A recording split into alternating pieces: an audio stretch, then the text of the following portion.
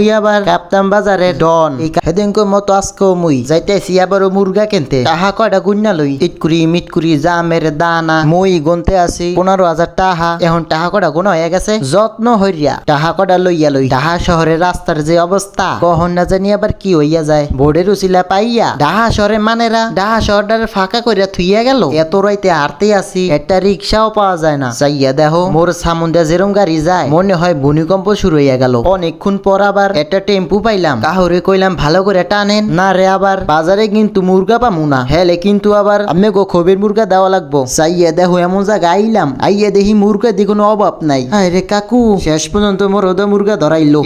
মিটকুরি জামের দানা মুরগি কিন্তু 101টা। কাহুরে কইলাম কাহু ওই মুরগি ঠুরগি মুইয়া ধরতে পারমু না, ওই বুসুরে লাভ দিয়ে আবার রিয়া যান, ওই 10টা হইয়া বান্ডিল হরেন। চাইয়া দেখো মুরগা দি কাহুর লগে মস্কারা করে। কাহু কয় মুই বুড়া মানু একলা মুই পারি না, মোর লগে 2-1টা ধরো, হেলে তাড়াতাড়ি হইয়া যাইব। বাড়ি যাইয়া আরামসে এমন একটা ঘুম দিবা, ঘুমে থেকে উঠে দেখবা বেলা 1টা বাজে গেছে। জীবনটা তেনা তেনা, এই কি ভালো লাগে। এই মুরগে কি মোর হাতে মানায়? মুই আবার কাপ্তান বাজারে ডন, এই কাপ্তান বাজারে যারা আইবা মিয়া ভাই ওই মুরগা কিনতে কাপ্তান বাজারে ডন মোরে পাঠাইছে। হ্যাঁ পারে যদি মুরগা না দেয় মিয়া ভাই কামটা হরবাকে ওই মোর নাম দিয়া তাহাউকা দিয়েইবা, হেলে কিন্তু কিছু কইবে না। হিন্দে দেহি মুরগা কাইডা পাহাড়ে লানুসা করে হালাইছে।